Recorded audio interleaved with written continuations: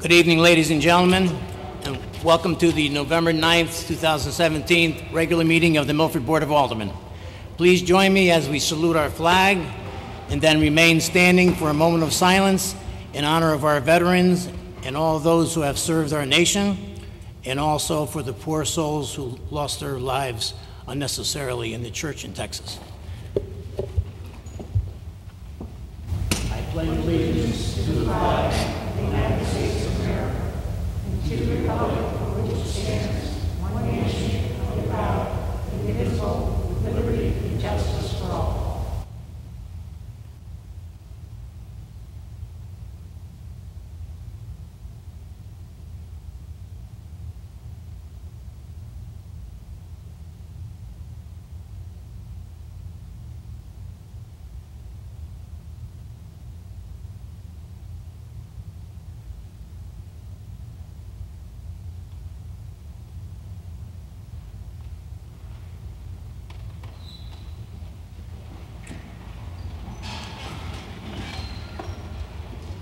Madam Secretary, will you please take the roll?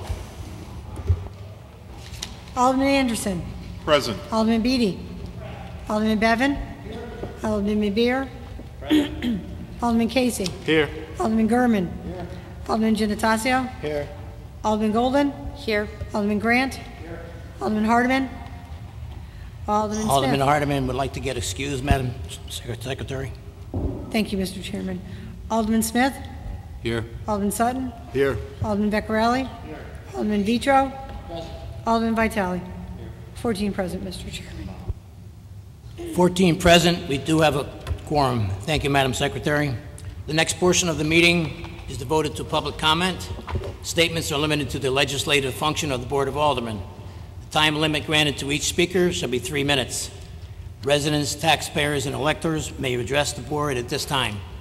The board encourages speakers not to express derogatory, insensitive, or offensive statements or to engage in personal attacks against individuals.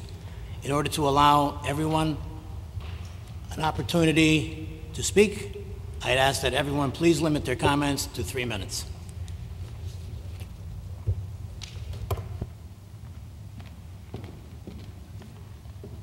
Good evening, Mayor Blake, Mr. Burcham, and members of the board. My name is Michelle Kramer, and I live at 104 West River Street in the 1st Historic District. I would like to address the board about a proposal that will be winding its way through the various municipal boards, and that is on 67 Prospect Street, otherwise known as the David L. Baldwin House, the foundation of which is the original home lot of the Reverend Peter Pruden, founder of Milford in 1639. The house is to be demolished, and 44 one-bedroom apartments are to be constructed on this important site. Some would argue that it is the most historic site in Milford, sacred ground, perhaps. I would like to state, for the record, that the Milford Preservation Trust is not opposed to affordable housing. We are not opposed to mixed use, and we are certainly not opposed to adaptive reuse. In fact, adaptive reuse is exactly what we were promised by the developer when we contacted him almost 2 years ago to voice our concern about this historic site.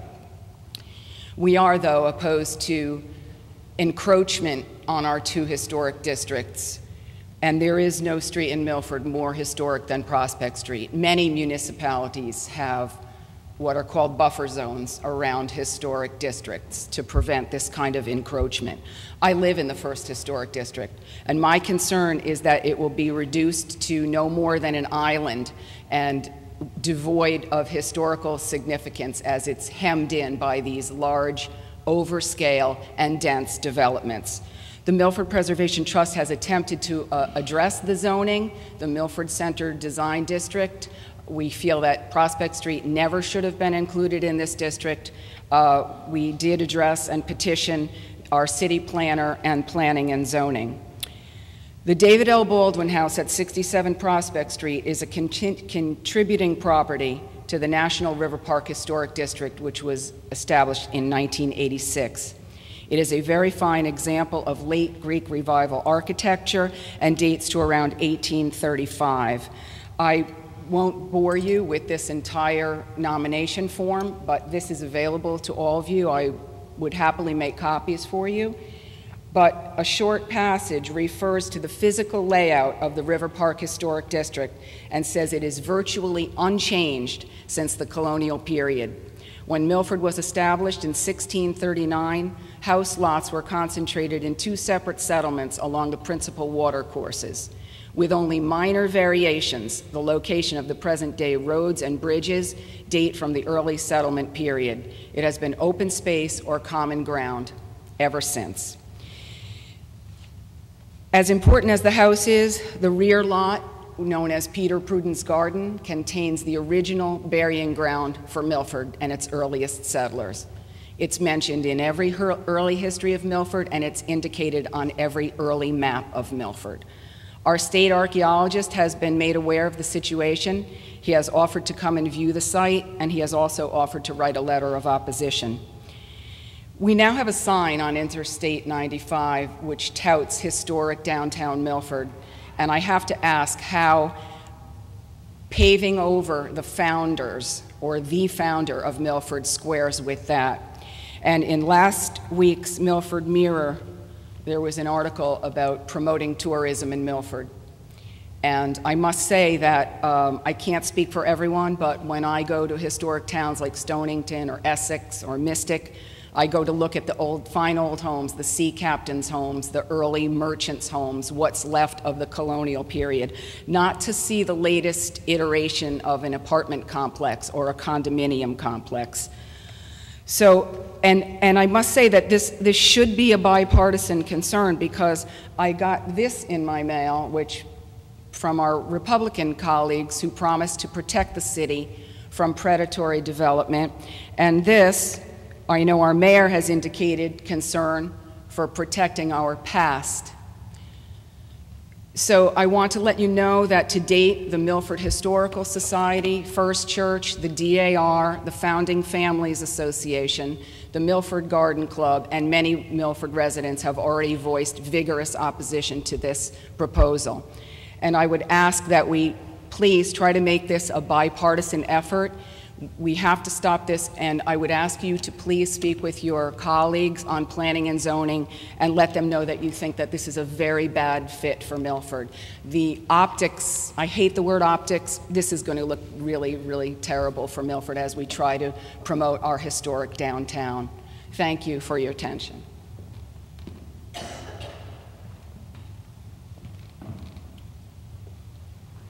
Good evening. I'm Richard Platt of 132 Platt Lane. I would like to second everything that Michelle Kramer has said, and I would like to point out that one important thing about the property on Prospect Street, the Pruden property, is to the rear of that property in Peter Prudden's Garden was Milford's first burying ground. It is not marked as such because the original settlers did not put stone markers up. They considered them to be vanity. So if they had any markers at all, they were wooden, and they're long gone. But when people have come to Milford to ask me, where is my ancestor buried? I can say, well, somewhere over there is the best I can do. But the point is, burying grounds, cemeteries, if you will, are strongly protected. And if anything, I would consider that a great help if you might think about some sort of an ordinance to make some kind of a protection for Milford's burying ground, particularly the original one. I would also point out that if you look at the Facebook page for Milford Then and Now, you will see again and again and again people remarking, we used to have that thing. Why are so many of our wonderful historic buildings gone? And they will say that over and over again. I'm trying to say to them, well, for heaven's sakes, do something. Don't just sit there and complain and kvetch. Join the Milford Preservation Trust. Come to some of these hearings and let your feelings be known. But in any case, and I will also like to second what Michelle Kramer said about the Milford Center Design District. That area should never have been put in it. Prospect Street, Wilcox Park, and Fowler Field. The Plymouth Building, the First Church, for heaven's sake. Are they going to leave someday and not could get a commercial development on that site? Laurelton Hall is in the MCDD, and I don't think the good sisters there are going to move away and let some developer have that. So why is this area in the MCDD? I was allowed to speak to the Planning and Zoning Board on this topic about 2 or 3 years ago. They gave me a whole period to talk about it. I gave them the whole song and dance about the insignificance of this property and why they should take it off of the MCDD. They listened respectfully, they thanked me, and then they did nothing. And they have done nothing.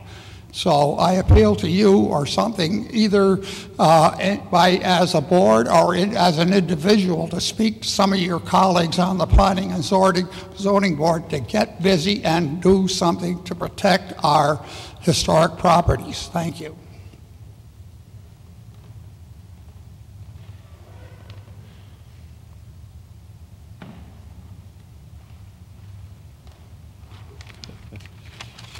My apologies for my earlier faux pas. I certainly echo the sentiments that the two previous speakers spoke towards. Obviously, I had two issues to come towards you today. My name is Dominic Cotton, 60 Corona Drive in Milford. I know when the bill that was originally tried to put forth by our senator to change 830 they put in comments about trying to include preservation and historic districts. So I know our state senator certainly put that forward. Obviously, it didn't make it further through into the permanent bill, but that was the thoughts. Mr. Cotton? That were within that. You want to address the board? Yes, no problem. The second thing I wanted to address was the ordinances that are coming up and the fee schedules. I know for myself, approximately 2 years ago, I helped to introduce a bill that had to do with notification over a program that I work with in brain injury. And at the time, we had tried to include for the Department of Social Services for them to put notification in newspapers and other items as such because they were just putting notifications of changes and opportunities to speak out towards those things in the Connecticut Law Journal, which if any of you have ever tried to get a hold of or try to figure out, is next to impossible. We put forth a recommendation to have that changed, and what they eventually came up with is that they would publish this on their website because obviously the state of Connecticut was not in good financial condition, and any bill that had a dollar amount attached to it was usually changed to ensure that there wasn't. So I guess what I'm asking is that maybe we put this forward to our state delegation to have some of the notification laws changed so that we can utilize our wonderful website of Milford City Government, which I think is more than adequate, instead of utilizing an antiquated version of newspapers which seem to be in decline. And obviously cost whoever is coming forward and wanting to have a public hearing is going to cost them money from here on out. So I would ask that we certainly forward that on to our state delegation to change the laws so that they can come back and we can change our ordinances to be able to reduce costs for our citizens. That's it. Thank you.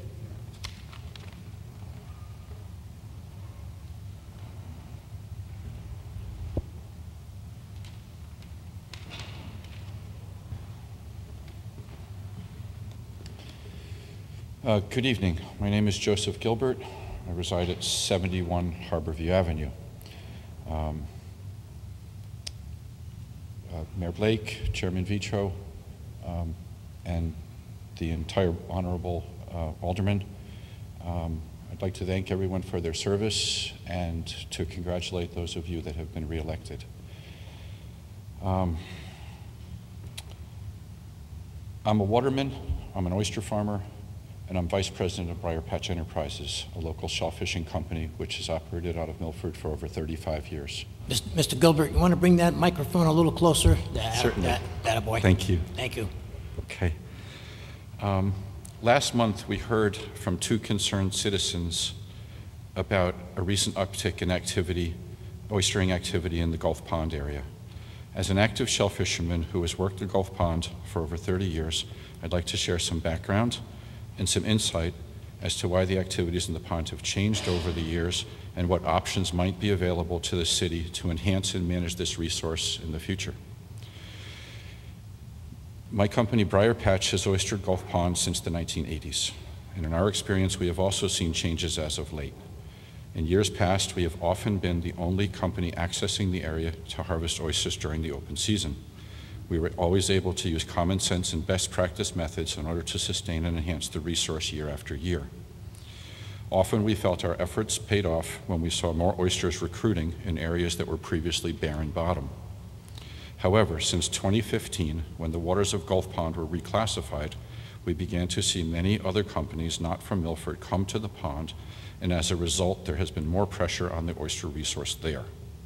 Naturally, we were concerned that the sustainability of the oyster population there might be in jeopardy, but we had no means to effectuate a change over the management of the pond without help from an appropriate authority.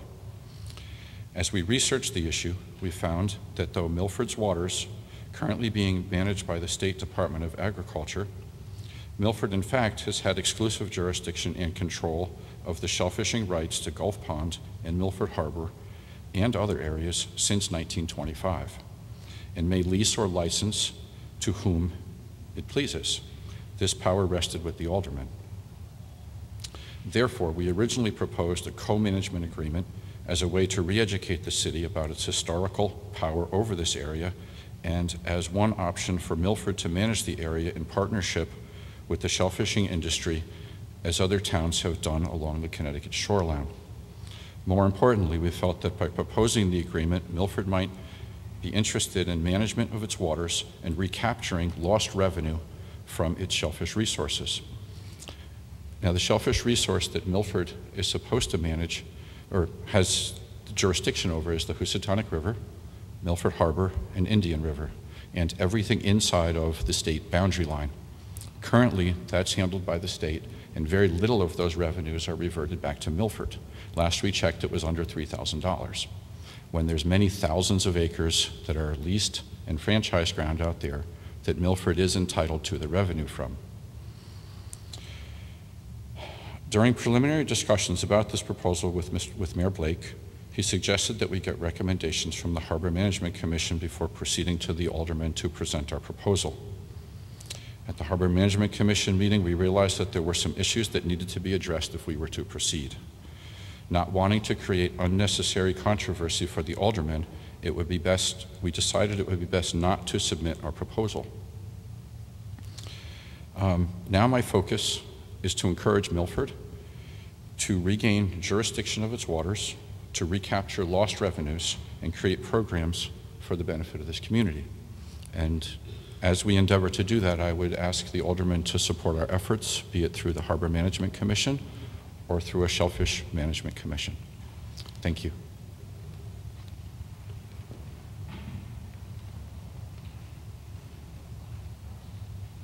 Anyone else wishing to address the board at this time? Seeing none, Alderman Vecchiarelli, agenda item number 3, consideration of minutes.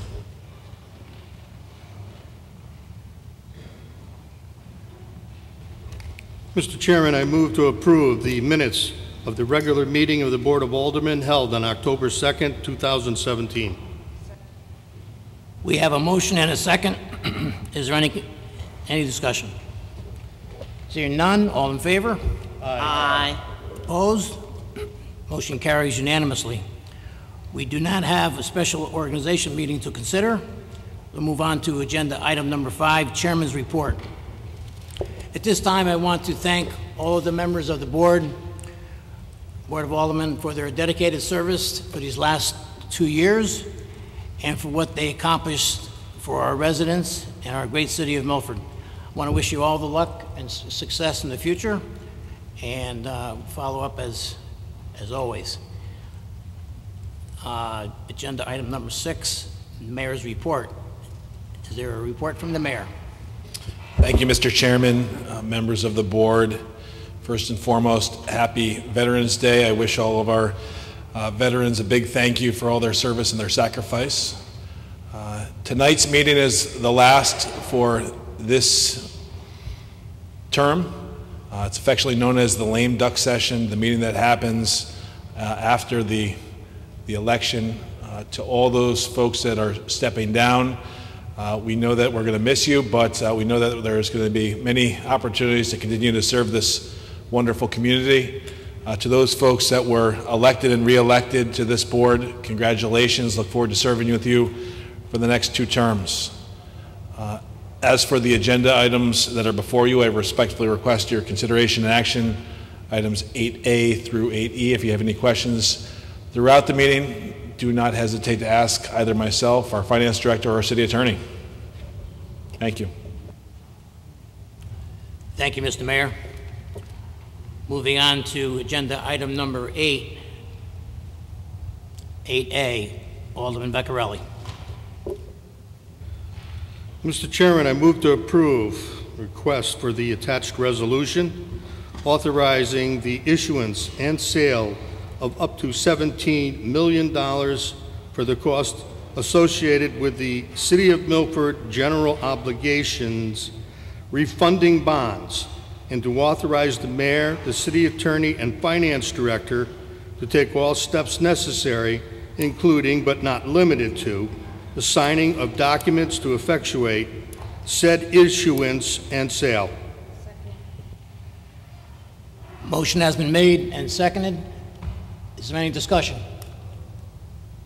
Alderman Bevan. Thank you, Mr. Chairman. Through you to the Director of Finance. After we've done everything that we're supposed to do on 8A, do you have any possibly idea how much money this will actually save the city?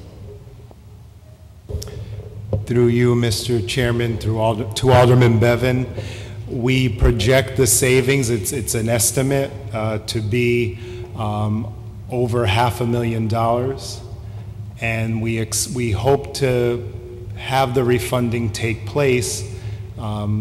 Assuming that this board approves the resolution, we expect that it will take place within the next month or so. So the refunding should be able to close by December if everything works out. Thank you. Thank you, Peter, and thank you, Mr. Chairman. You're welcome. Alderman Vitale.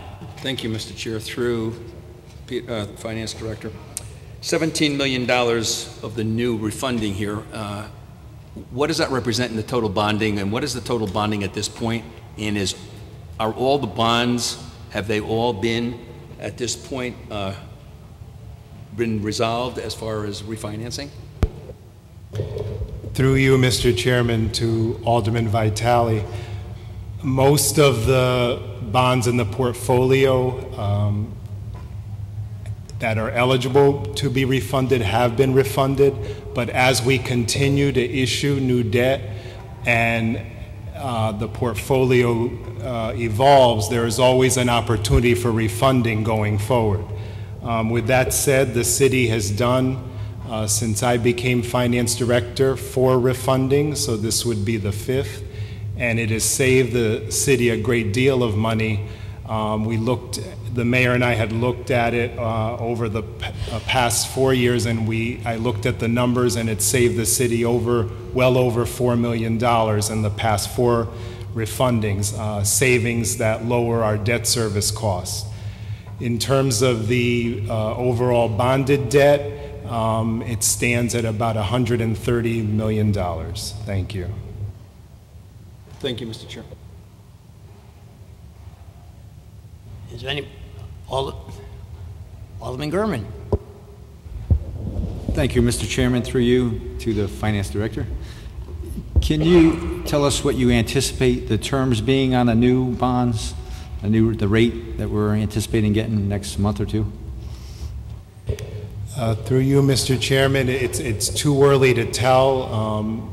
As you know, interest rates fluctuate on a daily basis, but we expect that the rate would be somewhere around 3%, but the exact rate is not known at this time. Alderman Vitale. Thank you, Mr. Chair. Just one more question that kind of hit me. So at this point, our total bondage is $130 million. What are we paying out on that for interest as a total yearly? As an estimate on an average basis, the total debt service per year is about $13 million. Of that average, about $9 million is principal and $4 million is interest, and that includes sewer, school, and public improvement bonded debt. Thank you. Alderman Giannattasio. Thank you, Mr. Chairman. Through you to Finance Director. Good evening, Peter. You mentioned that through your tenure, this is the 5th time that you've actually refinanced. So my question is, what qualifies a bond to be eligible to be financed? Well, it can be, through you, Mr. Chairman, to Alderman Giannattasio, there are a lot of different factors that make a bond eligible for refunding. You look at the relative maturities, the coupon rates.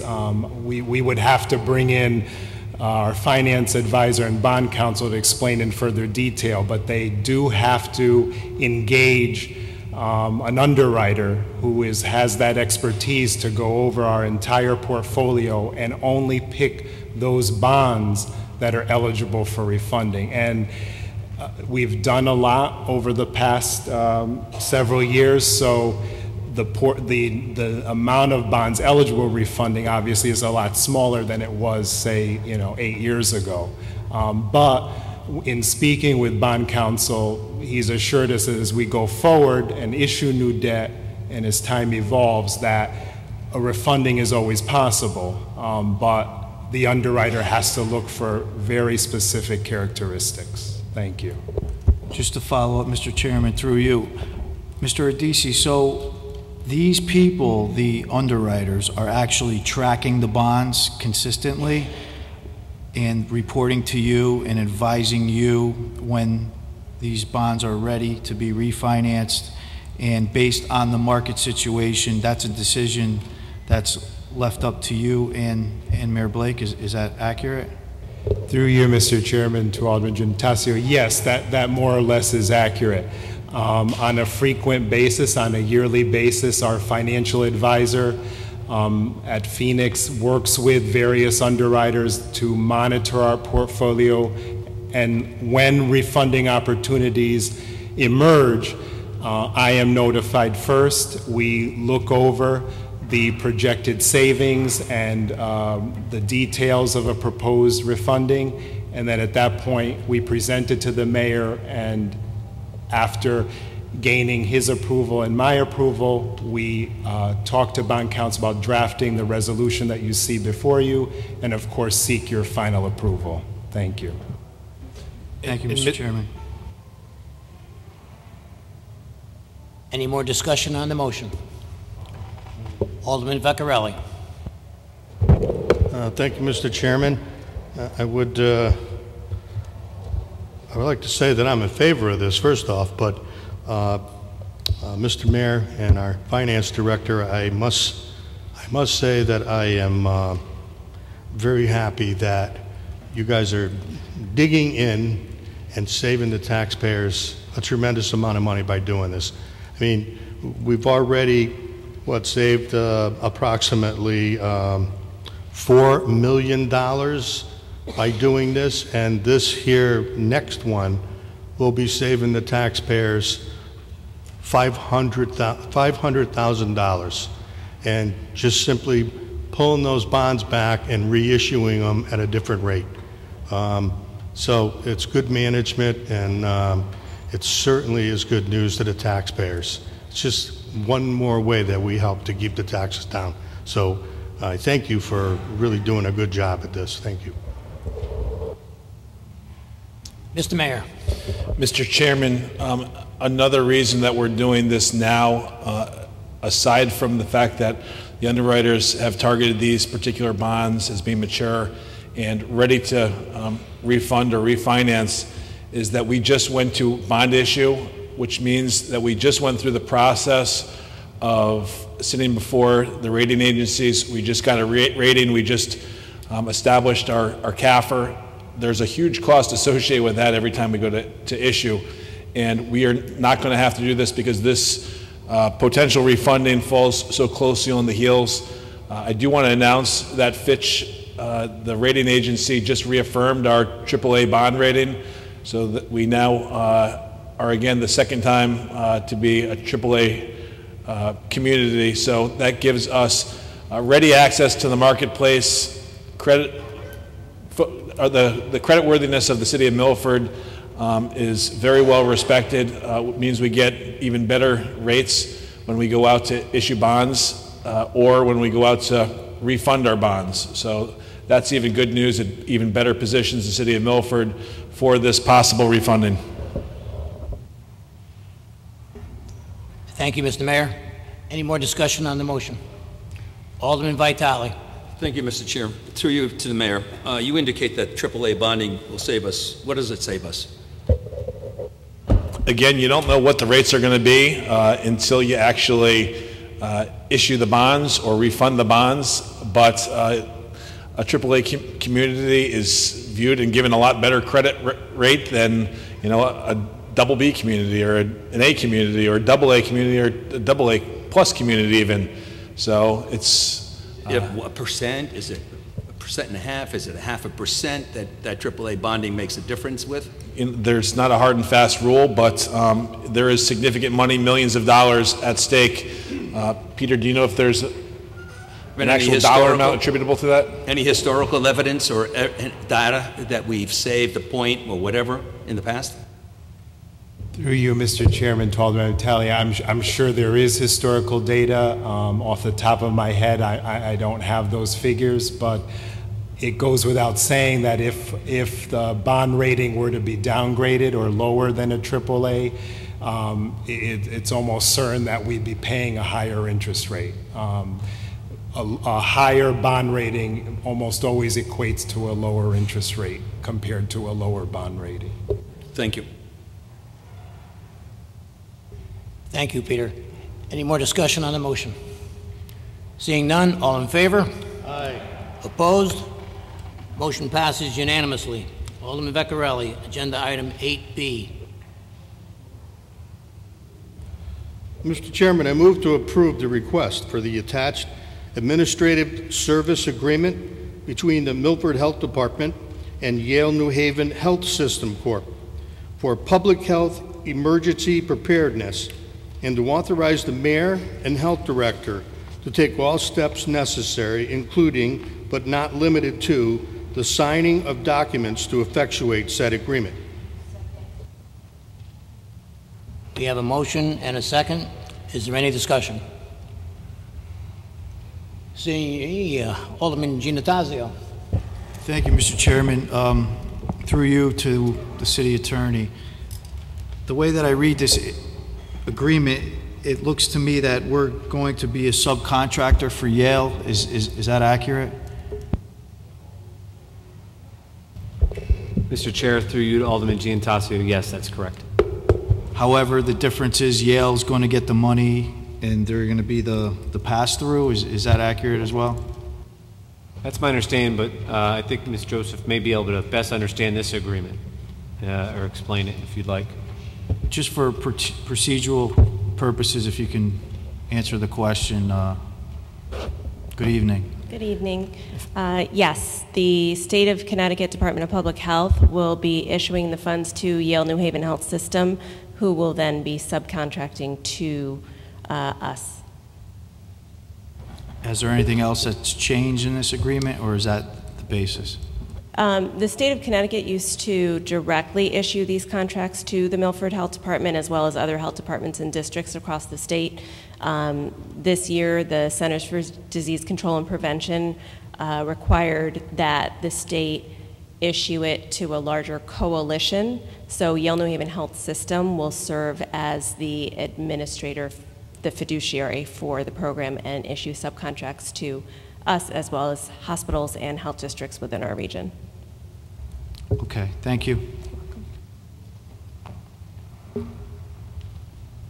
Alderman Girdleman.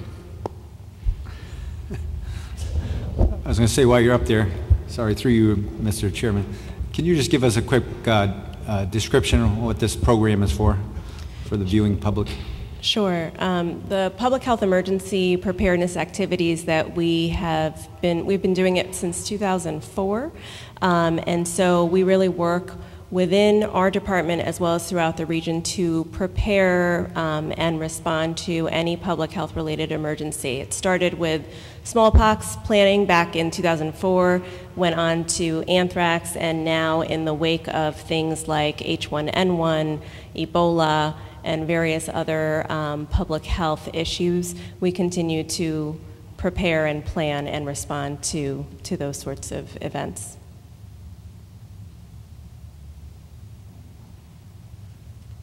Thank you. Any more discussion on the motion? Thank you, Deepa. Seeing none, all in favor? Aye. Opposed? Motion passes unanimously. Alderman Beccarelli, agenda item 8C. Mr. Chairman, I move to approve the request for the attached resolution regarding equipment lease purchase agreement for combined heat and power system, battery energy storage system, and other related microgrid generation equipment. I have a motion and a second. Is there any discussion? Alderman Grant. Thank you, Mr. Chairman. Through you to the mayor. I know we discussed this in a prior meeting recently. I just would like to know if there's any update of when the construction will start on the project. Thank you, Mr. Chairman. Through you to Alderman Grant. We have to finish the funding on this. This is the TELP portion. The lender is requiring some additional language in the resolution that we already passed. It's almost an identical resolution with a couple of extra things that are part of their boilerplate that they are requiring. It doesn't change the sum or substance of what we've already passed, but they have some other additional terms that they require for all of their resolutions. In terms of actual start dates, there's still some other hurdles that we have to go over, and our Public Works Director is here if you want a little bit more of an update. Mr. Saley? While Mr. Saley's coming up, our City Attorney has a little bit more to add too. Mr. Chair, through you to Alderman Grant, in terms of the resolution that's before you tonight is the language that the lender on the lease requested, because the resolution that this board passed before, they wanted a little more specific language, and they asked if I could amend the resolution myself, and I said no. So that's why it's back before you. Once this is done, we will close. We will then go out to bid for the actual CHP unit, because in adherence with the laws regarding procurement. So I think maybe Mr. Saley can speak to, but in terms of scheduling, assuming this board approves this resolution, we will then work with the purchasing director, Fred Bialka, to go out to bid for the CHP unit and the batteries.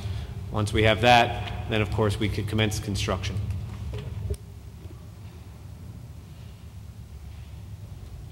Thank you for the update, and Director Saley, I mean, if you could just quickly, provide a little update on when you believe it would begin construction once this is all passed. Sure. We anticipate if if this board approves this, that we will be signing the contract with Schneider Electric within the week. There's some paperwork that the city attorney has to work through. There's also, as the city attorney was explaining, a bid process. We save some money by doing the bidding process ourselves for the capital equipment, which is the battery and the actual CHP, which is just a big generator that we reclaim heat from. We then anticipate doing some paperwork with the UI, which is called an interconnect, which more or less says the infrastructure around the buildings can handle this new unit if we ever need to go offline. And then we'll start construction. Rich Hepp from Schneider Electric is here if you have any specific questions, but I anticipate that I would think we'd be breaking ground sometime in the next 3 to 4 months, and I would hope to be done within 18 months to 2 years. Thank you very much. I appreciate it. Alderman Giannattasio. Thank you, Mr. Chairman. Through you to the City Attorney. City Attorney Burcham, you mentioned that the lender required some additional, I don't know, information. What exactly has changed specifically based on what we passed the last time? Mr. Chair, through you to Alderman Giannattasio, nothing's changed. It's just the form of the language. It's the actual language of the resolution. You'll see there's several paragraphs more than the prior one. It's just what their underwriters required. Nothing's changed with the backup is by and large the same. I mean, we tried to bring this before you last time, and we gave, I think we mentioned that the TELP document was substantively what it was going to be, but there were some changes, some stylistic language changes, but nothing, no substantive changes. Nothing's changed from the document, just the resolution. Nothing's changed, but how come it wasn't like that the first time? Why didn't they ask specifically for or submit their requirements? Because the lender said, okay, do the resolution, but the lender's underwriters then took a look at it after the fact and they said, we want the resolution. That's what changed. Okay. A lot of moving parts. Through you, Mr. Chairman, to Director Saley. Good evening, Mr. Saley. My question is, with the microgrid, I know the purpose of it, but is it going to be more or less functional without us losing power? Is it going to generate, and is it going to be used, you know, occasionally to make sure that it's running adequately when it is up and running, or is it just going to be used when we need it? Sure. So it's a continuous heat and power, so it runs continuously. It'll be running 365 days a year. Obviously, there'll be some maintenance components that'll come offline for very short periods of time. It has a 20-year shelf life. That's our anticipated lifespan of the piece of equipment. The infrastructure obviously is much longer than that. And as Attorney Burcham said, there's two different components, the infrastructure and the actual generation part. So we're excited about getting this project going. And I think it's a very beneficial thing to the city. We will also be able to pull heat off this unit almost year-round. Obviously not in the summertime, we don't need it, but during the slack season, early fall and spring, and then in the winter, it'll heat pretty much all of Parsons. Just to follow up, Mr. Chairman, will there be some excavation in order to connect all of these buildings out in the street? Yes, yes. There'll be some trenching work that'll connect Parsons to Harborside School, the Senior Center, the Yellow Building, Charleston Building, and also City Hall. So yes, there'll be some trenching components done and some work done. The location presently will be right where the oil tank, the diesel oil tank is housed, and it's approximately about the same size as that unit, might be a tad bigger. And how long do you anticipate the construction part? Like I said, I think it'll be between 18 months and 24 months. We might get lucky. The biggest part is going to be procuring the CHP and the batteries. Okay. Thank you for the update. Thank you. Alderman Gurman. Thank you, Mr. Chairman. Through you to Director Saley. So do you anticipate savings in utilities over the next 15, 20 years? Yes. Using this? Yes. So, all right. It's a win-win on both accounts, Alderman Gurman. Not only do we get the resiliency of having an island mode where we can run the city's critical infrastructure, but we also have a cash positive projection for every year for the 15 years that we're paying on the generation part. So after that, and hopefully who can look into the future that far, but 15, 16, 17, 18, those are the years when there's a real big cash savings because we will no longer have the obligation of paying for the TELP at that point. Thank you. Any more discussion on the motion? Seeing none, all in favor? Aye. Opposed? Motion passes Thank you. unanimously. Alderman Vecchiarelli, agenda item 8D. Mr. Chairman, I move to approve the request for the attached Greater Bridgeport Regional Recycling Interlocal Agreement and to authorize the Mayor and the Public Works Director to take all steps necessary, including but not limited to the signing of documents to effectuate said agreement. The motion has been made and seconded. Is there any discussion? Alderman Giannatasio. Through you, Mr. Chairman, to Director Saley, I do have a question. Thank you. Through you, Mr. Chairman. Director Saley, I understand that there's been some towns added to the regional recycling agreement. So with that being said, is there any advantage for the city of Milford, being that there's going to be other towns participating? This process started a number of months ago. Winter Brothers, which is our recycling company, offered to the group about extending our contracts, and this is really what this is for. They actually locked in our pricing, which is, I believe it's $20 a ton for our recycling. With where the commodity markets are right now for recycling, that's an outstanding price. So I think it's a very beneficial thing. The other towns don't really adversely affect us in one way or the other. We're just guaranteed our tonnage. I thought the purpose of the other towns was now that we have the ability to bring more recycling as a whole, which would help us realize more return on the commodities, but that's not the case. Yeah, I think you might be getting confused a little bit with that and the trash, which is the burn plant. Any town that comes into the burn plant, which is two different components, this is a recycling component. The burn plant is, we get, I believe it's a 50-cent reduction for every either 10 or 25,000 tons we bring into the burn plant, any additional towns. So we believe we'll see some savings in that component, but that's not part of what we're talking about here. Okay, so we're talking about $20 per ton for recyclables. That's a locked-in rate. And is that on the high end, or is that in the middle? Where does that gauge? I think that's a very high-end price. Right now, the commodity spot market's anywhere between $5 and $8 from what I've been told. So they're locking in our commodities. So we should be pretty happy with it. And they're extending a contract, I believe it's 5 years. 5 years? I believe that's what it is. Is that how we just got off of a 5-year contract? Is that what it is, the term? Mr. Chairman, through you to Alderman Giannatasio, we are finishing up a 5-year contract. This organization used to be named SWEROC, Southwest, I forget the rest of the acronym. It is being renamed to the Greater Bridgeport Regional Recycling, because, yes, Mr. Giannatasio, there are some new towns like East Haven that have recently joined. They don't necessarily affect the amount that we get, but obviously we're able to leverage the fact that we have all these municipalities together, bargaining together.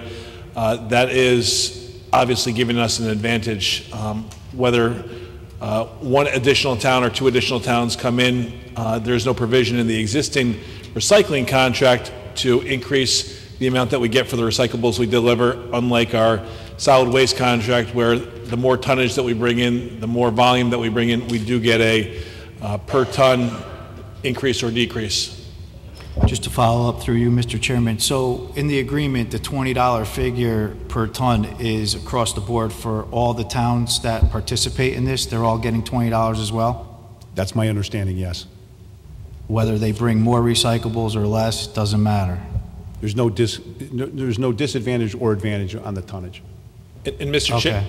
Mr. Chairman, just to clarify, this is the organization. This is the agreement for the organization. This isn't the particular contract that we have with Winter Brothers directly.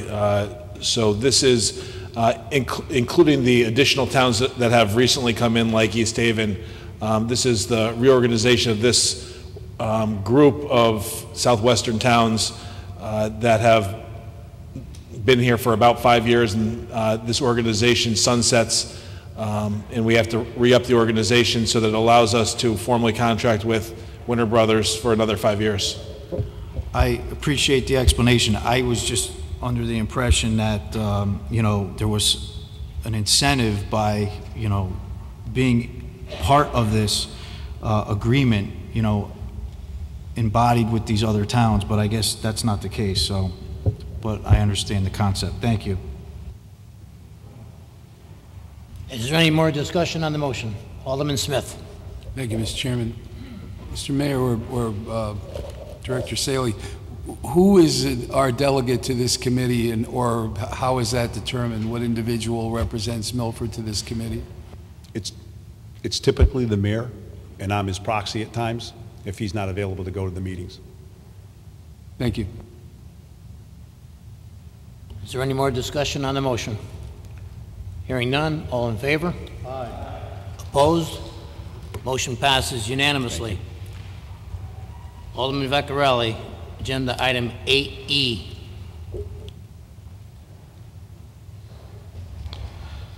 Mr. Chairman, I move to approve the request pursuant to 8-24 of the Connecticut General Statutes for the attached lease between the City of Milford and Paulus LLC, Bistro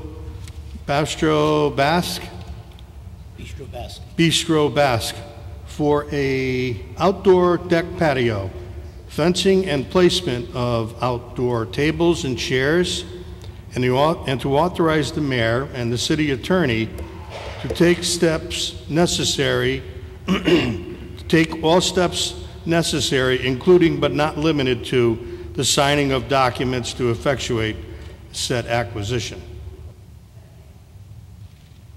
We have a motion and a second. Is there any discussion? Alderman Bevan. Thank you, Mr. Chairman. A brief history on this piece of land. A few years ago, I was the vice chairman of the Republican Party, and I spoke up as opposed to the patio at Eli's. And at the time, I had mentioned that Eli's would be in a series of 3 different patio type things being built. After Eli's was built, I had mentioned that this would be coming before us in a few years. Some of the people on this board disagreed with me, and here it is tonight. And I have to remind everyone that the third part of my concern was, after 2 patios are built, what would happen to the downtown green? And once again, everyone that I've talked to said I wasn't in the right frame of mind to think about anything being built on our big green. I've had conversations with a consultant firm that was looking into foot traffic from our new parking lot where the agro parking lot is, and they mentioned to me that the foot traffic coming down off the train station by Milford Bank, that they were proposing that we move some monuments and put some kiosks in there in our fine green. I brought that up to the attention of a couple of aldermen, and one alderman was in favor of going to the southern part of the green and putting another tavern on there and calling it Tavern on the Green. So there has been discussion about building on the green, which I warned everyone about 2 or 3 years ago. Now, when it comes to patios, there's a couple different versions of the patio. You have a patio on private property, and it's a private piece of patio. And that would be something like Stonebridge. And then you have a private patio on city property, which would be Eli's. And your third patio would be the coffee shop downtown, which is a city patio on city property. So what is being proposed before us is a private patio on city property. The actually good part of this is that small section of town. It will stop a number of things of happening there. For most of us, we may or may not know that downtown Milford, during the summer months, has its problems with after hours, when the bars are closed, of urination, defecation, and fornication on these lands. So with this being proposed, it just might help that out. Now, as part of the Board of Aldermen, I think it would be to our benefit to look at this and think about it. Do we want this to be the legacy of this board in the beginning of selling off the Milford Green? I know for a fact that with all the hard work and the years of service that Mayor Blake has put into this, this is definitely not something that he would like to have as his legacy. I am opposed to this, not because it's a patio, but what might happen to our downtown green. Thank you very much. Any more discussion on the motion? Alderman Anderson. Good evening, Mr. Chairman, members of the board. I have a couple of questions for the person that is most conversant with what is being proposed. Mr. Mayor or City Attorney, is that you? There are a couple of memorial benches there, as we all know. One dedicated to the memory of Michael Miller, who lost his life during 9/11. There's another bench that is dedicated to yet another victim of 9/11. So those two benches are in prominent locations. As soon as you come out of the side portion of Cafe Atlantique, you run smack into two benches, and they are used. And so my question is, what becomes of the benches? Are they moved to another location? Or are they contemplated to be disturbed? And then there are mature trees that follow along the outside of the River Street property. There are a number of mature trees that line the exterior of, or the perimeter rather, of that park setting, and I'm wondering what happens there. So how much of what exists in the pocket park would be disturbed? Through you, Mr. Chairman. Through you, Mr. Chairman, to Alderman Anderson, this general topic has been met with a lot of ballyhoo over the last several years. If you remember back to the November 2016 meeting, this board did pass a lease agreement with Eli's. Again, there was several previous incantations of that proposed lease agreement. My feelings towards any of these 824 proposals that are brought before your board is the same. I've been consistent, throughout the 6 years that I've been mayor. Anytime that the city is going to lease or sell or rent or transfer a piece of city property, we have to get the buy-in, or at least I would like to get the buy-in of the stakeholders. In this case, the downtown property owners that surrounds this particular proposal. That was the same in previous lease agreements. One thing that this lease agreement is the same as the other two on that same stretch, the same conditions, the same amounts. That is all going to be the same as for example, the Eli's patio that came before you almost exactly a year ago. In this proposal, the applicant went around and got the signatures from all of the downtown stakeholders, all of the property owners in the downtown, and got the buy-in, and that gave me the comfort to present this proposal. To Brian Anderson's, or to Alderman Anderson's specific questions, the benches will not be affected. There's still a a stretch of green space. The benches will remain as is. The benches will remain.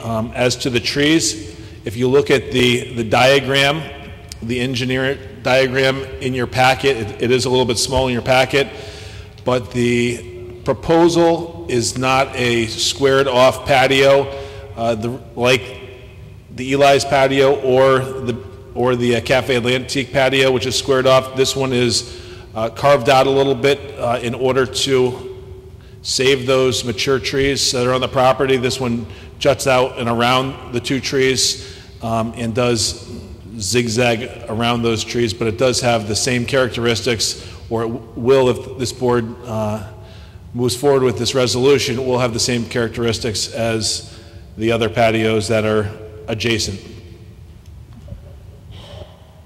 If this board decides that after this patio is built, or if this patio is built and the benches should be moved within that area, reposition them, either somewhere near or within that pad, that's something that we would consider too. But as of right now, that stretch of green space where the benches remains.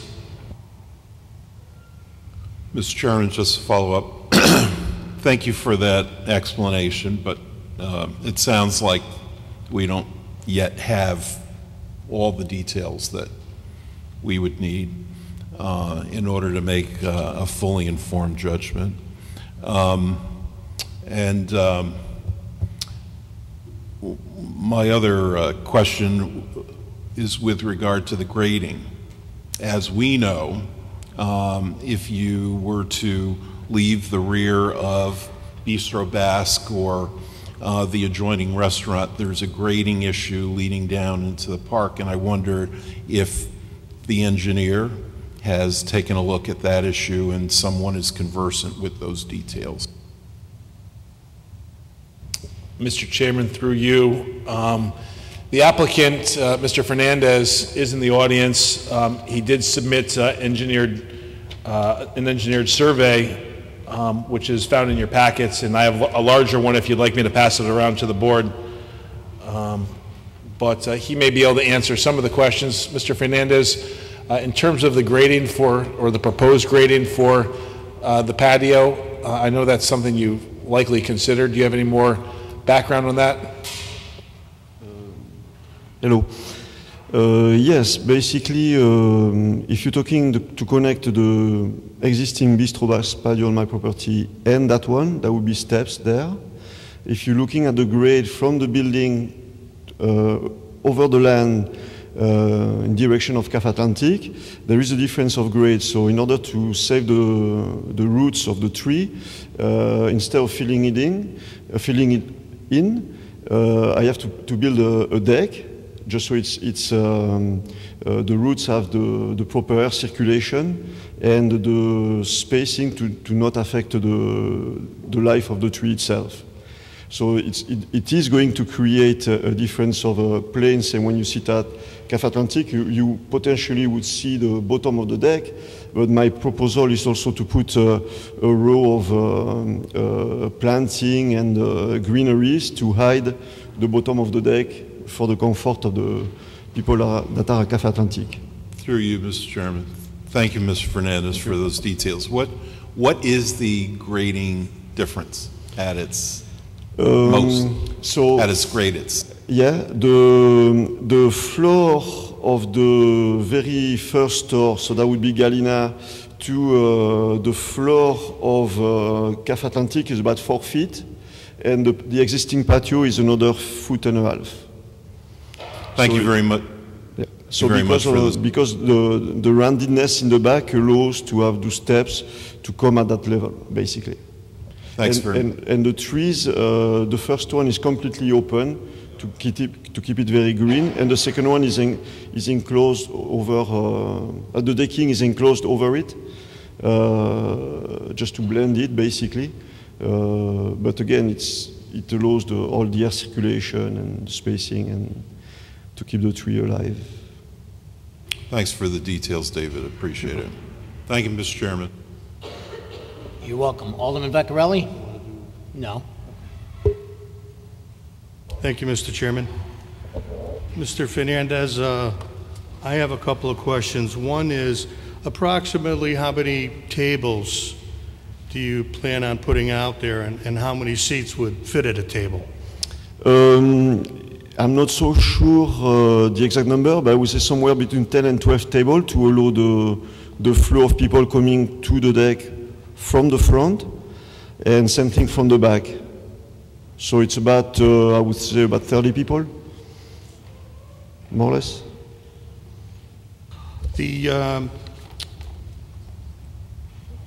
This patio, what store would you have out of your 4 stores that you have there now? What store would be utilizing that patio? Is it the closest store, or is it where your current Bastro, where that store is? What store would be using it? I am not sure which of the restaurant, I suppose you mean, is going to use it. At the moment, on the patio that I have on my property, I kind of split it in 2 halves, just so one is for El Barrio, the other one is for Bistro Basque. I won't continue to do that. One patio will be for Bistro Basque and the other one for El Barrio. It's a matter of choosing the menu, the hours of opening for me, in the use of it. So at the moment, it looks more, it would be El Barrios using it than Bistro Basque, but I'm not sure yet. Okay, one more thing. It's very difficult for me to look at this here and see exactly what it is that you're asking for. I'm going to see if the bigger picture here will help me, but do you know what the figures are, the size of that property? Could you tell me what it is? No, I am not sure of the exact dimension because it's rounded. Chairman Vitali came earlier to actually see into space, so he could see that basically the access to the patio will be from the sidewalk. Because of the difference of grade that exists for me as opposed to the other 2, so that's going to take away some space for that access. I know that the length of the building of the property is about 55 feet, so that's I don't know. You take away. I think we had some dimensions on the actual drawings of that, but I'm not so sure exactly. I could see that you would like the patio to go the full length of your building, and then, comes out from there. But in the past, it's been very difficult at least for me, to understand exactly where it is going to go. So, and it causes problems because, without really being able to see exactly where it is that you want to put this, it makes it a little bit harder to understand. My personal thought is I think it's a little too long, and I'm not sure why the sides kick in. It would seem it would be work a little bit more harmoniously with the others that are there already, if maybe it was shaped a little bit differently.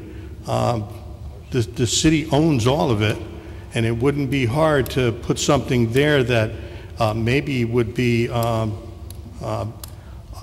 a little bit more uniformal to the other properties that are there that are using the city property. But my thought is that right now, I'd like to see, and I'm going to tell you, you've done a very nice job down there, redoing your building down there. It's very nice. You did a beautiful job upstairs. Thank you. Downstairs. It's to be commended. It's an asset now to downtown Milford.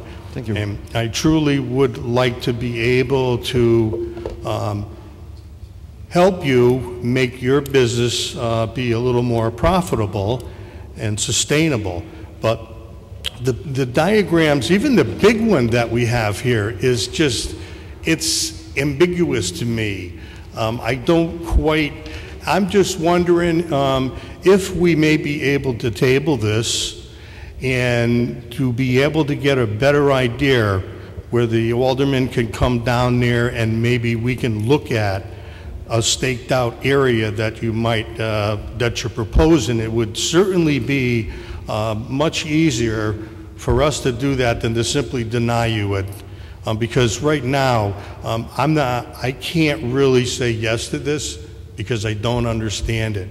But I think if I can visually see something on, where I can go there and it's a little bit better mapped out, I think that, if it does fail tonight, or if we table it, you may have a better opportunity to get something over there. Basically, the way that shape came from is because the property, the land itself is not square. The building kind of move away. So visually, if you, I made several sketches, including one completely parallel to the building, and first of all, it cuts completely to the tree, and then it makes it look very massive from as you walk on River Street. The depth from the wall of my building towards the sidewalk is basically to meet the alignment of the eyes of the line that is the outside edge of Eli's patio, and then it goes towards the front to actually allow it to disappear visually, to not make it look massive, and basically make this whole area boring, if I may say. So it's trying to allow every other patio also to not be overwhelmed by that one, but to let it blend and disappear under the trees. That's basically the idea. Alderman Giannattasio. Thank you, Mr. Chairman. Through you, good evening, Mr. Fernandez. Good evening. Okay, so based on what I'm seeing, you would have the biggest patio.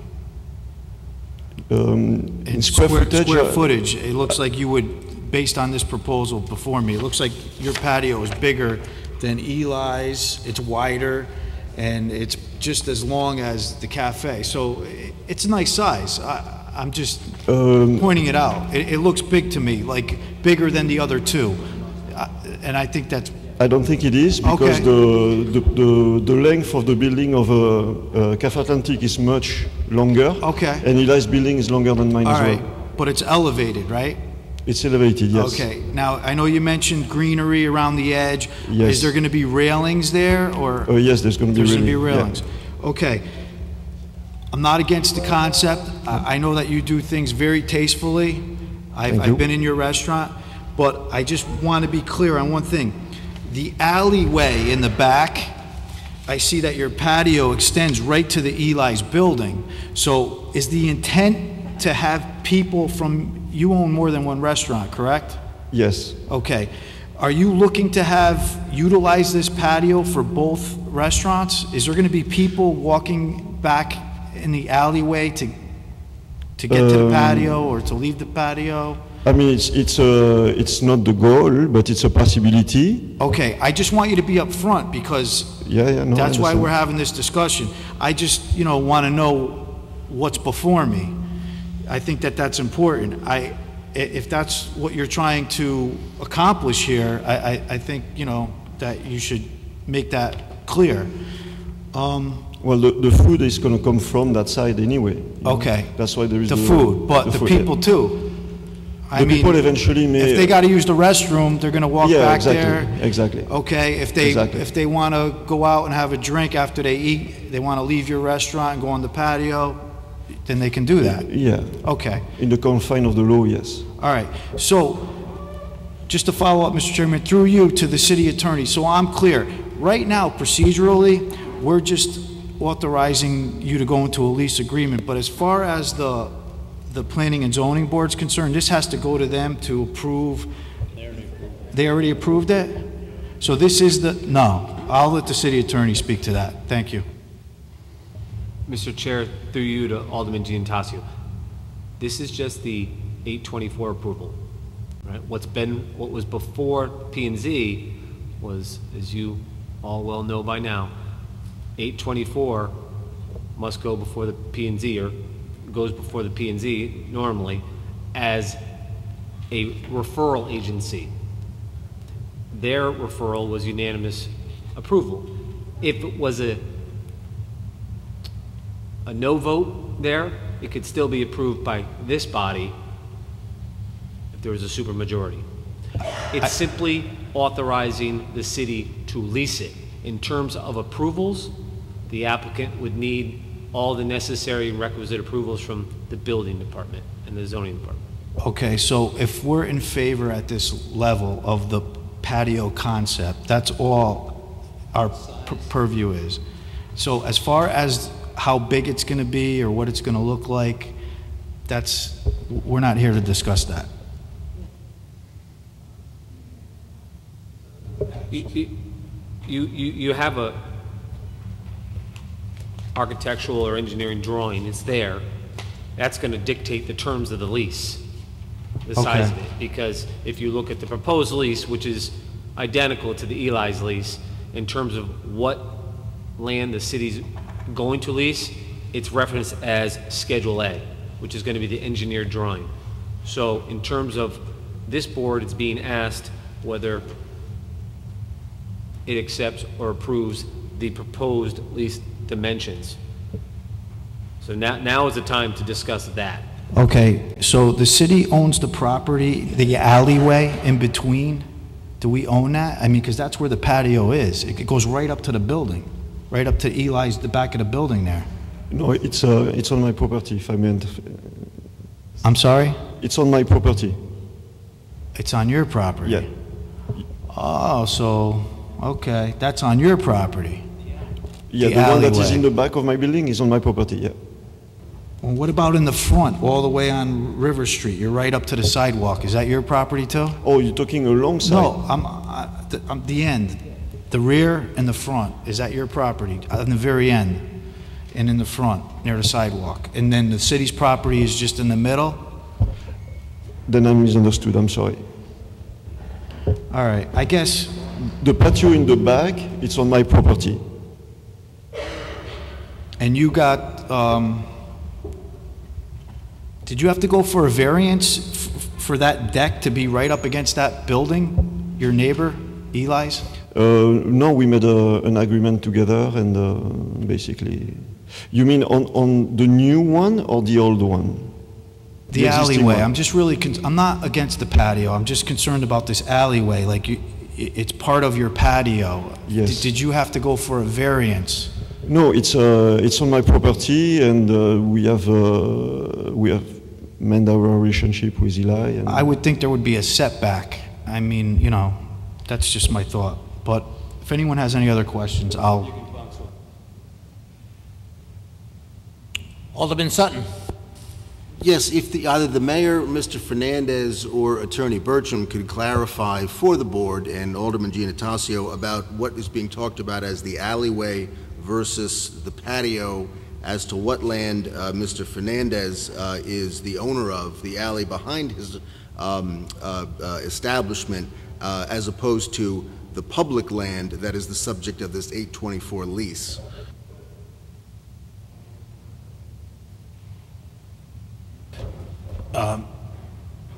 Mr. Chairman, through you to Alderman Sutton, the alleyway that has been in discussions, that alleyway presently contains a patio, a private patio that the two restaurants presently utilize. The proposal that's before you, as seen on attachment A, the shaded in portion represents the proposed lease area. It's further spelled out and codified in the proposed lease agreement that dictates everything from the types of fence to the area that's going to be at question, to the time frame when the patio can be used, to the fact that there can't be smoking, and a whole other host of things that can and cannot occur even once this, or if this is leased out. So a lot of this stuff is spelled out and identified in the language of the lease agreement that's before you. Thank you, Mr. Mayor. Alderman Vitale. Thank you, Mr. Chair. Okay, this is my view. I had the opportunity to visit the site today, and we've had this agenda now for a couple of days, and it probably is the only pressing thing on here that I think it would have been a good idea if somebody walked it. I walked it with the owner. I have a couple of questions. The fact is, at this particular point in time, can we make recommendations to reduce the size? Is that our ability? Mr. City Attorney or Mr. Mayor? Mr. Chair, through you, yes. I mean, the applicant is here tonight seeking your approval for the city to lease property. Okay, so the answer was a yes. My suggestion, I think if we're talking about a grade that is around 1.5 feet above the other patios, and if you can figure that, 4 feet or 1.5? Between my patio to that one would be about 1.5 feet. Between that deck to Caf Atlantic would be about 4 feet. 4 feet, okay. If you look back there, I think it's an overwhelming deck.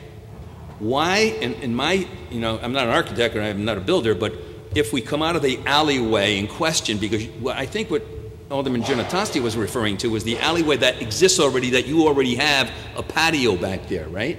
You come out of your back of your restaurant and you want to go into what he's calling an alleyway and go on that deck. What would happen if you established and created stairs there? Yeah, that's what I'm going to do. And bring it down to the grade of everything else, and have that cement patio like Bistro Basque, like Café Atlantique and Eli's. So now you're coming down the stairs instead of elevating 4 feet, which is looks like an overwhelming project or a decking, and then bring it down to grade and come out. Because as we understood it, as we talked today, you're going to have egress or ingress from the street, from the sidewalk in front. Yes. So you can come off, I can come off that sidewalk, go sit, and be ready to be waited on when a waiter comes out and that kind of thing. I don't have to go into the restaurant and be seated out there, or I could, possibly, either way. Either way. So the point is the traffic is going to come off foot traffic is going to come off the sidewalk on River Street. Yes. So and we talked about, and you had indicated to me that it was going to be a ramping up, and that would, again, be maybe, I don't know if that's handicap accessible or whatever, but I look at that as being at grade level, going all the way back to the buildings, and come up a couple of stairs and go back to your alleyway. I think it's overwhelming in size, in height. If you look at it 4 feet, even though, we discussed the fact that you're going to put plantings there, make it aesthetically pleasing for everybody. I would personally, the number or the footage here, as I have taken it off of that larger one, the widest part of the deck is about 17.5 feet. And from that point to the sidewalk is 10 plus feet. That's how I look at that. If I'm incorrect, I could be incorrect about that. You're going to traverse one of the trees towards River Street, and you're going to include the other tree around the deck, which I think is overwhelming. I think it has to be resized. I really feel as though it has to be resized, and I think it should come down to grade level where the steps from the alley are 3 or 4 steps down, whatever the grade might be, and make it a cement patio equivalent to the other size, the other patios, existing patios. I think the difference of grade I mentioned is the difference basically at the floor of Galinas. So the floor, the floor level at the corner of the building on River Street, that's 4 feet. So I cannot really go down, more down. And then to put cement there, the problem of putting cement is basically the roots of the tree from a radius of about 8 feet at least, they need to have air circulation. So there's no, it's not compatible to fill it in or cover it. I see your concern because you either go above the roots or you're going to destroy the tree there. Yeah. So that's or low air circulation. That's basically a conundrum within itself. But I think everybody should go down there and look at it to get a bird's eye view as how it looks and what is expected of that finished product. And you know, there are things to work with. You don't want to destroy the tree. You want to work around it. Yet, you know, it's an overwhelming piece, 4 feet high, so it has a lot of kinds of things involved with it. And as I heard one of the other aldermen or a couple of aldermen at this point indicate the fact that it should be tabled, I think after everybody's discussion, maybe we should consider a postponement of this till everybody really sees what's going on. Thank you. Alderman Vecchiarelli. Thank you, Mr. Chairman. I have to agree with Alderman Vitale. The deck is, in my opinion, larger than the store, than one store. I don't have square footage here, but you know, if it's drawn to scale, this deck is bigger than the store, and I think it's bigger than the other 2 decks that are in that area, and. So I think it's too big, but what I think that might be a good compromise here, because I understand what you're trying to do, but I think that a deck, you got to remember too that the deck that's over there on the corner, what's the name of that place, the Cafe Atlantique, that deck is shared with the public. So the public can go in there and sit down and anytime they want and eat their sandwich, and that's a public area. The one on Eli's is not. And so, and yours would probably be not. So what I'm going to recommend is that you make a deck the same size that Eli has. That doesn't seem to be a real big deck. You can see he can fit quite a few people over there. It's not going to take up all that area. It looks like it is still even maybe larger than half of your store. So would that satisfy you if there was an amendment that we could pass that it would be the same size as Eli's deck and it basically would touch your building? And on the other side, it would go into your walkway. So that's where it would begin and come out and would be the same size as Eli's deck. Would that be satisfactory with you? Are you talking square footage or are you talking square footage? Well, yeah. I mean, it would be not only square footage, but also the same size, the same rectangle, if you will, as Eli's, because it's not going real further out. It does give us a little more grassy area. And if you look at the tables and chairs that Eli has out there, I think that that's a pretty good number. He fits a pretty good number out there, and I think you could make the people happy with having still a little bit left of the park, and you could get a little deck in there yourself. The issue I have with that idea of square is really the aesthetic. It's going to be not very, very nice. I don't have an issue about the number of tables. Don't think I am trying to put more people. It's not my goal. I have a small kitchen for 2 restaurants, so it would be counterintuitive to do that. Initially, the series of sketches that I have presented were with the idea to make it, like I said, not overwhelming and blending with the areas. If you think the elevation between Caf Atlantic and that one is 4 feet, it's a fact. However, if you put a planter that's already 1.5 feet, then you have the thickness of the thickness of the end of the decking, which is about another foot, maybe 16 inches. So we're talking a gap of about less than a foot, maybe 8 inches, and you have greeneries in the front. So my concern is it has to be aesthetic. I am not after the number of tables to maximize the use of it, but you have to think that people are going to sit there, they're going to walk back there, they're going to look at this, and there's something that needs to be inviting, not for my clientele, but also for the people that walk by and look at the town. I really honestly, from the drawings I've done and the picture I have done and the photoshopping that I have done, it looks like square doesn't look good. Plus you have the trees that are exactly on the alignment of that. So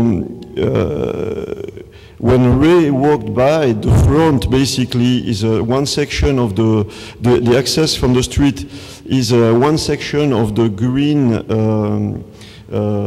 fencing the town has installed, and that's about 5 feet, and I don't even need that because there is the bike rack that are overlapping that. All I need is the access to it. For me, the aesthetic is very important because it's just, I don't want to be associated with a deck that's just going to look that area like a cemetery, basically, because it's all, everything is square and sad. No, it's. I think there is a way to make it look really nice between the shape of it and between the material and the planting, because really right now we have grass that is not even exposed to the sun most of the time. As soon as it flowed, it's no. I think it's. I'm not ambitious. It doesn't have to be the extra 20, 30 square feet. It's not my goal. My goal is to make it tied with everything else that is already there and give it life and character and. Well, I appreciate your thoughts on the idea. I must tell you that I think the deck is just maybe 3 times bigger than I think it should be. It's the biggest deck there. It's more square footage than your store. So I think at this time I can't really myself vote for this. Maybe in the future, if you can come back with something a little smaller that works a little more homogeneously with it, we might be able to myself look at it favorably. But thank you. That's fair. Thank you. Alderman Beatty. Thank you. Through you, Mr. Chairperson, and thank you, Mr. Fernandez, but my comments are really directed to the chairperson, to the majority leader. It seems to me that I'm uncomfortable discussing the particulars of design and dimension without the architect. It's become a little confusing and wearisome to the risk of the importance of the project without anybody meaning it too. And I would recommend that we either table it or gather, reconnoiter some way to get a better handle on this so that we can go forward. But I think that we've diluted the discussion in a well-intentioned way so that it's, for me, not productive at this point. Thank you, Alderman Beatty. Any more discussion on the motion? Alderman Grant. Thank you, Mr. Chairman. Through you. The size of the patio has already been discussed multiple times. I actually just like to ask a different question through you, Mr. Chairman. The lease agreement does prohibit smoking. It does require that the patio close at 10 p.m., and it also prohibits live music on the patio. I would just like to ask Mr. Fernandez, what is your plan for any other type of music that might be on the patio that could bleed into Eli's or bleed into Eli's or sorry, Cafe Atlantique or even onto the street? I have no plans for that. I have my own deck for 10 years. I've never done it once. I don't think I'm going to start tomorrow on the city property. I am respectful of the town. I feel concerned and I feel just as concerned as everybody else about what's going on in the summer after restaurant hours. I have no issues with whatsoever with the limitation that are placed on the lease. Thank you. I'm glad to hear that that you share that, and if the possibility we could add it into the lease agreement, that would be beneficial. Thank you. Thank you. Alderman Gurman. Thank you, Mr. Chairman. Through you to David. First of all, you do a great job over there. You did an amazing job with the buildings there, the storefronts, and you have great taste, and I think whatever you do, it's going to look really, really nice. I agree with Ray, and the height-wise, I'd like to see that reduced or become more street level. And I agree with Alderman Vicarelli with, just visually seeing it. I think once we decide on the size, I think it is a little overwhelming, the size, but once we decide on the size, have it staked out, you can stake it out, and then we can kind of go over there and walk it out and make sure everybody's happy with that size and the height, elevation. People have to, I'm a visual person, so you really have to see it. And I think we can vote on it then, but I think a lot of people are concerned what it's going to look like, the finished product. And again, I think you're going to do a great job. You've done a great job so far, but I don't know, that's just my 2 cents. Thank you.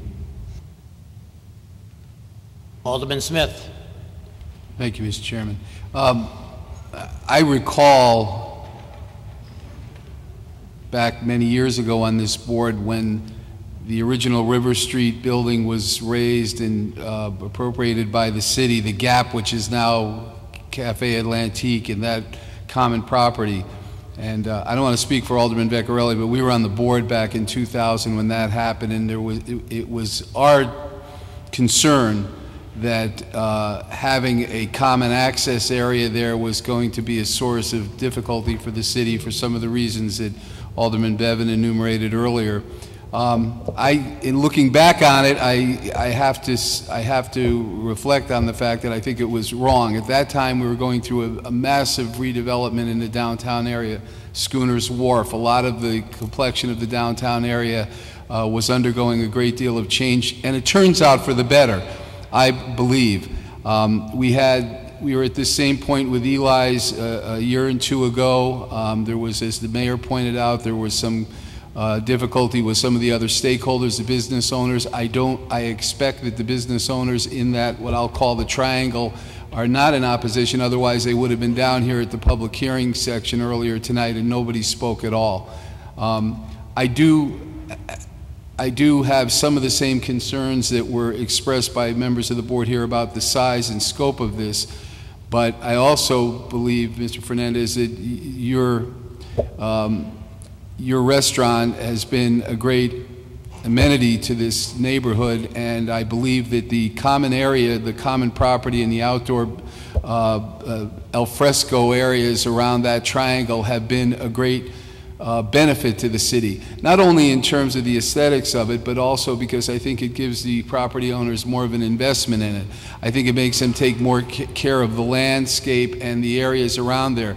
We had concerns about noise and difficulties at Eli's, and I think this past summer has proven that has so far has worked out well. They have maintained their agreement with regard to noise, with regard to a 10 o'clock curfew, with regard to smoking, and I expect that you would also comply the same way.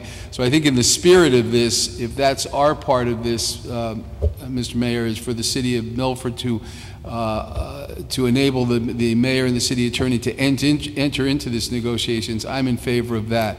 I think there's still time to discuss the dimensions and scope of the patio and maybe make some negotiations on that score.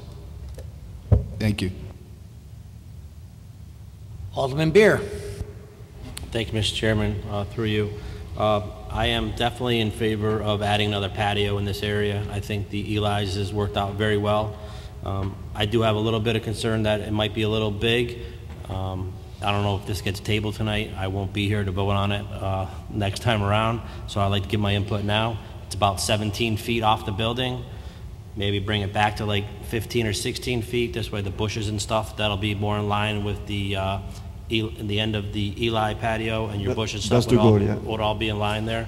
Other than that, I think it's a great idea. I think it's a nice addition to that area, and I wish you the best of luck with it. Thank you. Thank you. Thank you, Mr. Chair. David, maybe since there's so much discussion and so much confusion, and before it might be negatively voted on, I'd like to say that if in all your architectural plans, do you have a rendering of what this would look like? And if you can get from your architect a rendering of what it would look like, that maybe it would ease up a lot of thoughts of what is going on tonight and that kind of thing. So having said that, if you can get a rendering for us and people can visit the site, I'd like to make a motion to postpone.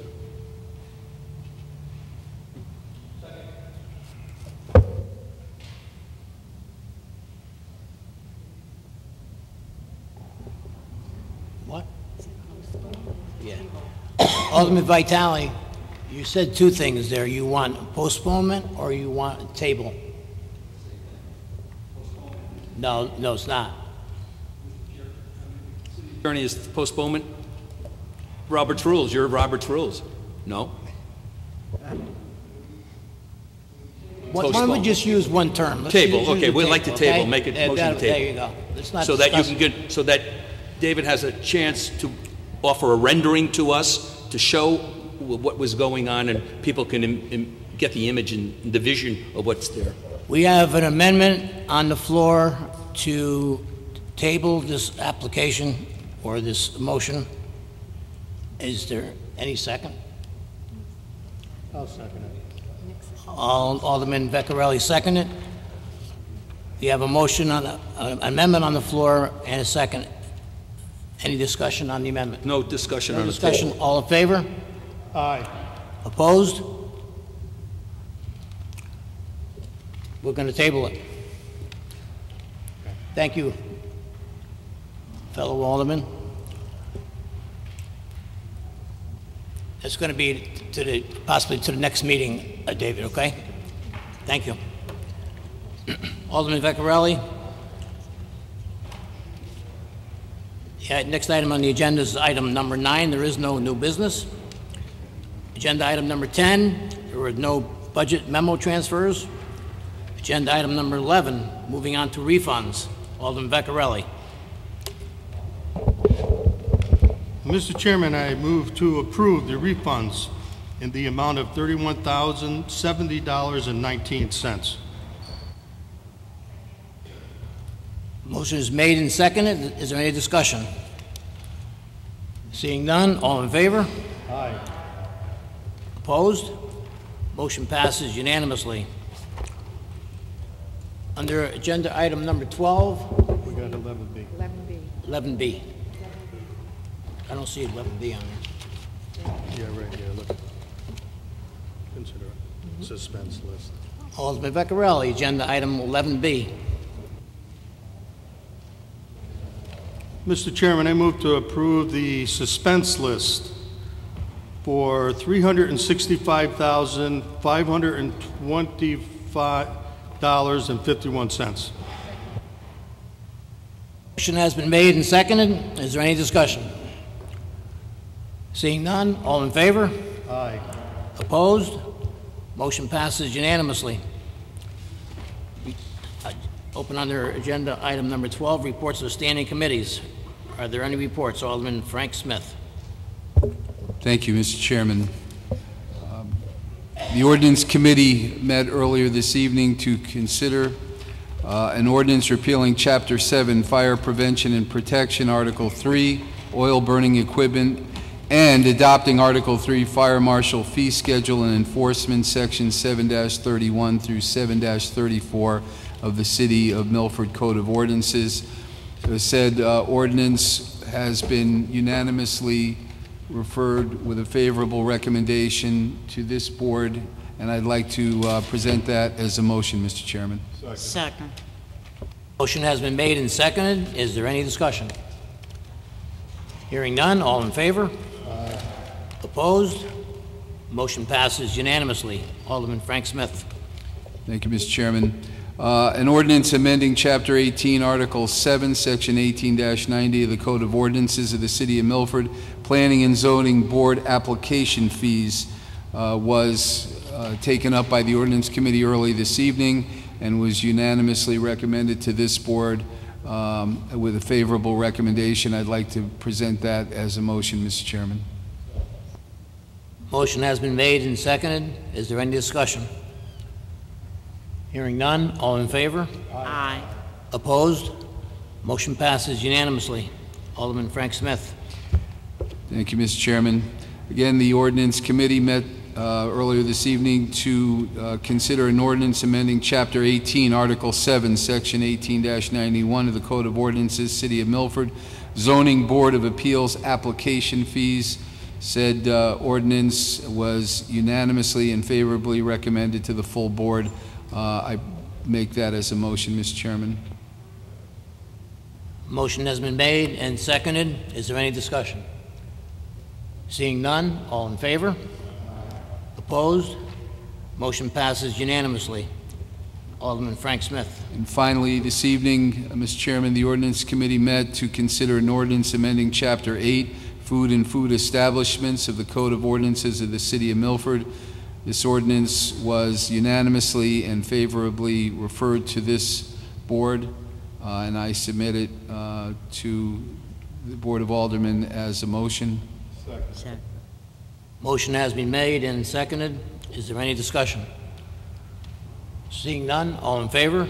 Aye. Opposed? Motion passes unanimously. Are there any other reports of standing committees?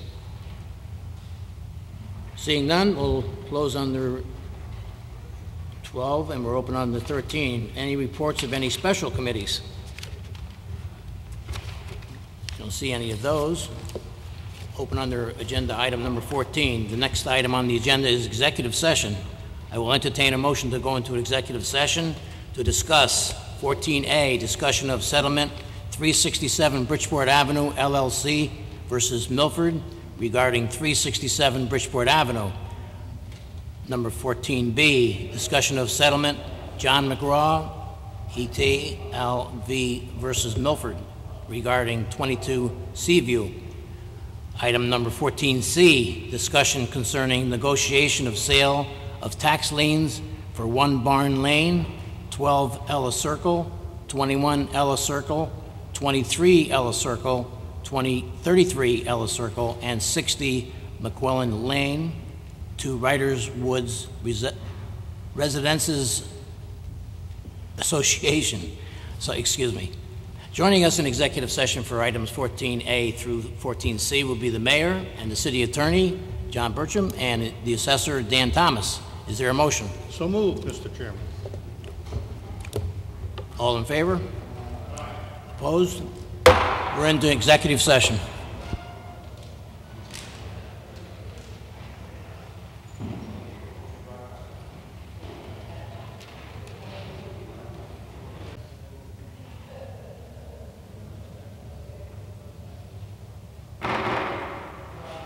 Session. Welcome back. Alderman Vecchiarelli. Item number 14A.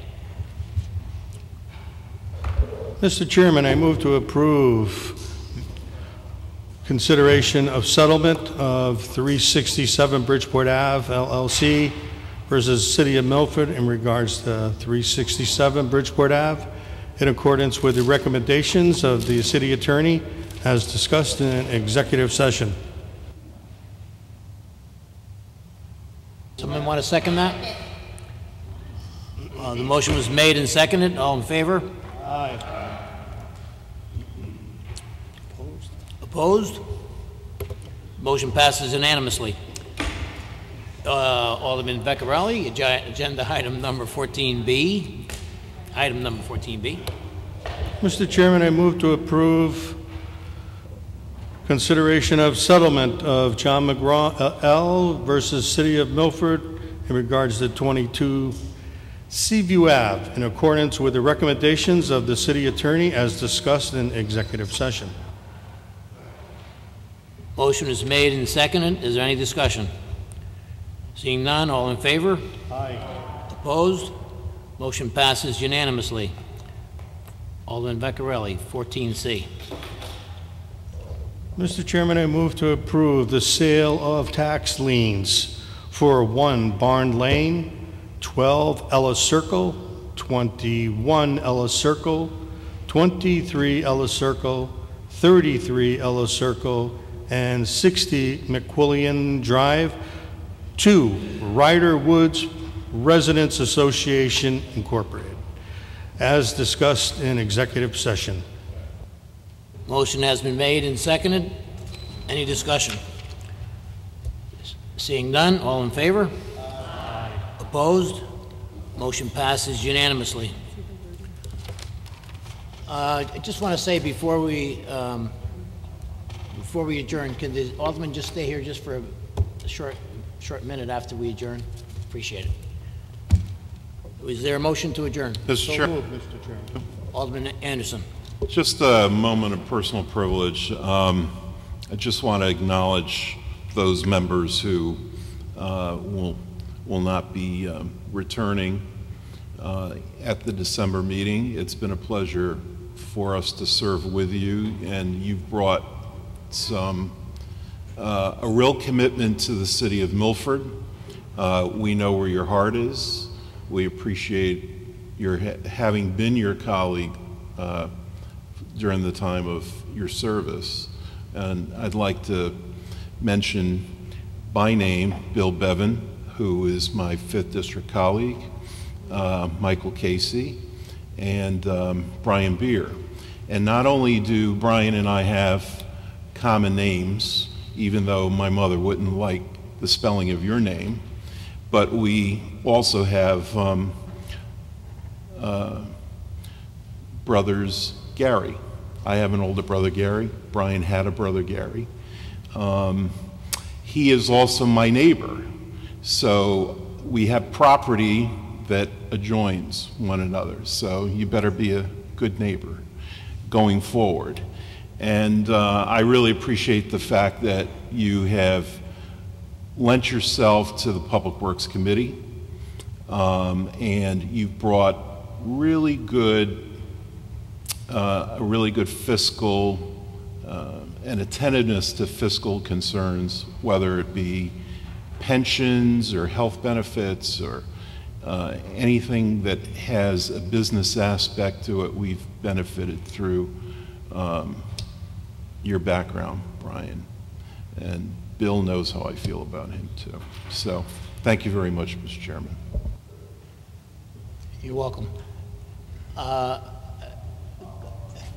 Alderman Beer. I was going to leave quietly. I've served quietly for like 14 years, but it's been a pleasure working with all of you over many different boards. This particular board, I appreciate all the hard work we did together, and I'm sure you guys will continue that work. Best of luck to all of you, and I'm going to miss it. Thank you.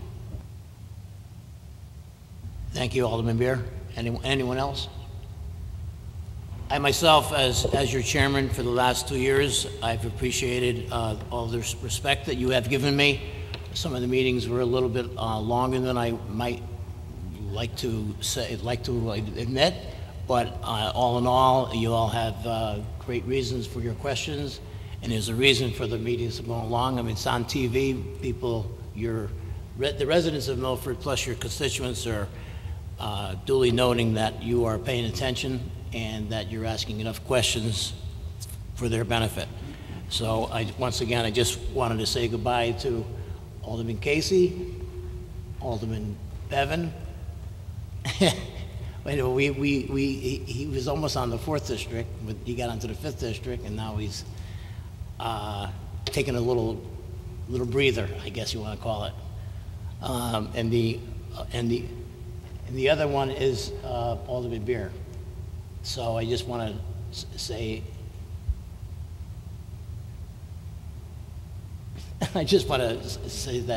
say goodbye to you all, and I hope you're not going to disappear. Will you stick around in some capacity? But thank you again for having me serve as your chairman for the last 2 years. Alderman Giannattasio. Thank you, Mr. Chairman. Through you, I would also like to share a moment and express my feelings. I'm truly disappointed to see all three of them go as their minority leader, as the Republican minority leader. It's tough. You know, when we have an election, things happen, but I know that they're all devoted public servants, and I know that they're involved in other things throughout the city, and I'm sure at some point they will return in some way, shape, or form, and they will truly be missed. I hope that I've met your expectations. I know that Bill would call me at work during the day, and I'm going to miss those phone calls and speak to the agenda. And I've campaigned with Brian for several years and got to know Brian personally, and especially Mike. Mike, I've had the pleasure to sit next to and share things, you know, in confidence and speak to issues. But you know, it is definitely a huge loss. But you know, everything happens for a reason, and I'm sure there's going to be, you know, a bright side to it. But I would just also like to, you know, thank you and let you know that, you know, I got involved in politics, you know, to make friends, and I consider all three of you friends. So, the best of luck. Thank you, Mr. Chairman. You're welcome. Does anyone else have something to add or comment on? No? All right. Is there a motion to adjourn? So moved. All in favor? Aye. Opposed? Meeting adjourned. Gentlemen,